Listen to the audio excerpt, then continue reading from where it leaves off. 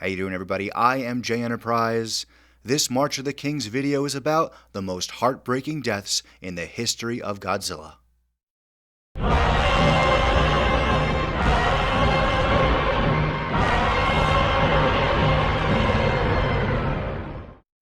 Throughout the 67-year history of Godzilla, the franchise has provided us with many emotional moments.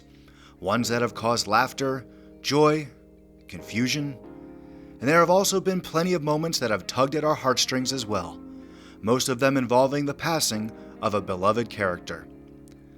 Let's take a look at 10 of the most heartbreaking deaths in the history of the Godzilla franchise. Godzilla Raids Again holds the dubious distinction of being wedged in between the original film, a cinematic masterpiece, and King Kong vs. Godzilla, one of the most well-known and successful monster films of all time. The 1955 sequel to Gojira was essentially a rushed cash grab. However, it still provided us with a few memorable scenes. One of them was Kobayashi's death at the hands of Godzilla. He was a humble, loyal friend, a character you wanted to see find happiness. And knowing that he finally found a woman to love makes his death even more saddening. Although his death helped lead to the eventual defeat of Godzilla, we all wished he made it home safe to be with his love. Several versions of a younger Godzilla species have appeared over the years. Perhaps the most popular amongst fans is Godzilla Jr. from the Heisei films. His first appearance was in 1993's Godzilla vs. Mechagodzilla 2. Then he appeared in Godzilla vs. Space Godzilla the following year, bigger and a whole lot cuter. His final appearance was in 1995, in the final film of the Heisei era, Godzilla vs. Destoroyah. By then, his appearance was much more similar to Godzilla's, and he also retained the Big G's fighting spirit as well, as he took on the mighty Destoroyah in Tokyo. However, Destoroyah proved to be much too powerful for the younger Junior. Lifting and dropping Junior from a great height proved to be the fatal blow, as Junior succumbed to his injuries and died before Godzilla's eyes a few hours later. Erika Shirogami, the daughter of Dr. Shirogami, was killed by a bomb when terrorists attempted to steal Godzilla cells that were being stored in his laboratory. Dr. Shirogami, devastated by the loss, was unable to truly let her go and combined her cells with a rose in an attempt to keep her spirit alive. After successfully splicing the Godzilla cells into the rose, it grew into the horrible monster of Biollante. After successfully battling Godzilla, Biollante broke apart, releasing energy spores containing Erika's spirit into the atmosphere, allowing her to finally rest in peace. The character of Ishiro Serizawa, played by Ken Watanabe, helped introduce Monarch to movie audiences. Monarch, the secret government organization created to investigate the existence of giant monsters, was first introduced in 2014's Godzilla. Serizawa was the face of the mysterious organization throughout the film and its 2019 sequel, Godzilla King of the Monsters. Always the advocate for Godzilla, he believed the giant titans and mankind needed to coexist to ensure the future of the planet. This conviction ultimately led him to decide to sacrifice his own life. With Ghidorah destroying the world, a massive amount of radiation was needed to revive an injured Godzilla.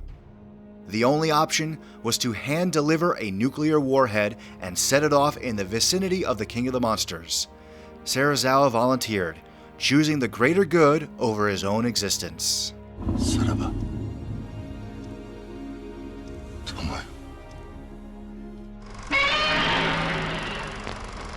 The character of Shindo was one of the most powerful businessmen in Japan, helping Japan achieve economic prosperity after World War II.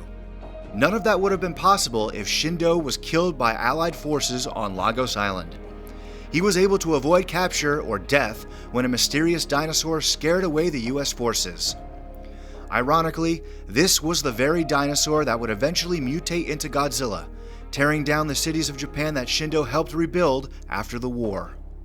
Shindo's rise to power was not without controversy. His shady business practices, specifically the illegal ownership of a nuclear submarine, allowed Godzilla to grow and become more powerful than ever before. After a final moment of reflection with the creature that once saved his life years prior, Shindo accepts his fate, courtesy of Godzilla, the judge, jury, and executioner. It's pretty well accepted that Bryan Cranston stole the show with his performance in Godzilla 2014. It's a shame we didn't get to spend more time with his character, Joe Brody. Before meeting his own death, he had to live through the death of his wife Sandra. As a result, he spent the remainder of his years estranged from his family, desperately looking for answers as to what exactly killed his wife. Something killed my wife! And I have a right to know! Just as he started to put all the pieces together, he died from his injuries sustained during the hatching of the male Muto at the old Janjira power plant, the very same place his wife was killed 15 years earlier. What would this list be without Godzilla himself? Godzilla vs. Destoroyah made headlines when Toho announced ahead of the film that it would feature the death of Godzilla. Throughout the film, Godzilla's radiation level increased, approaching cataclysmic levels. By the time he battled Destoroyah in the finale, Godzilla was reaching the point where he was about to literally melt down, an event that would turn the planet into an apocalyptic wasteland. Luckily for the human race, the Japanese Self-Defense Force used freeze weapons to prevent Earth's destruction. Godzilla's body, however, could no longer contain itself, and the mighty monster disintegrated, bringing a tearful end to another chapter in Godzilla's legacy. Kumi Mizuno played Miss Namikawa, the sultry seductress from Planet X, who is sent to Earth to prepare for the Exilian invasion. During her time posing as the CEO of a toy company, she begins a relationship with astronaut Glenn, played by Nick Adams. Although her original intentions were villainous, she eventually fell in love with Glenn and tried to persuade him to live with her on Planet X so they could be happy together. However, love was forbidden on her planet. Her final act of devotion to Glenn was secretly giving him the key to the Exilians' defeat before she was terminated by her own race. You rats. You stinking rats! What did you do to her? Katsura Mifune was seriously injured while helping her father Dr. Mifune when an experiment went horribly wrong. The black hole aliens helped her avoid death by reviving her with cybernetic surgery, effectively turning her into a cyborg. As a sign of gratitude, Dr. Mifune agreed to help the aliens wipe out mankind. At first, he was fueled by vengeance, desperate to take out his anger after being ostracized from the scientific community, leaving his career in ruins. However, once he realized that the aliens also installed the control device of the newly rebuilt Mechagodzilla inside of her as well, Mifune began having regrets and ends up horrified over what he allowed to happen to his daughter. When Interpol agents storm his lab to try to stop the alien invasion, the Doctor and Katsura are caught in the crossfire. Her father's dying words and the injuries of her own free Katsura from the aliens' mind control, and her humanity is restored. Realizing that Mechagodzilla cannot be stopped unless the control device inside of her is destroyed, she shoots herself in the chest, causing Mechagodzilla to shut down. A tragic end for a woman who spent most of her life as a machine, a pawn to an evil alien race. But in the end, she used her last remaining piece of humanity to make the ultimate sacrifice. Okay, I might be cheating here by including both deaths, but there's no denying that no other characters in the Godzilla franchise has had their fates so indelibly intertwined than that of Dr. Serizawa and Godzilla. The reclusive scientist haunted by the ghosts of war, the tragic beast awakened by man's folly. These two anguished characters met their deaths together at the bottom of Tokyo Bay at the hands of Serizawa's oxygen destroyer. Personally witnessing the atrocities of war, Serizawa was reluctant at first to use the destructive weapon, fearing that it would fall into the wrong hands.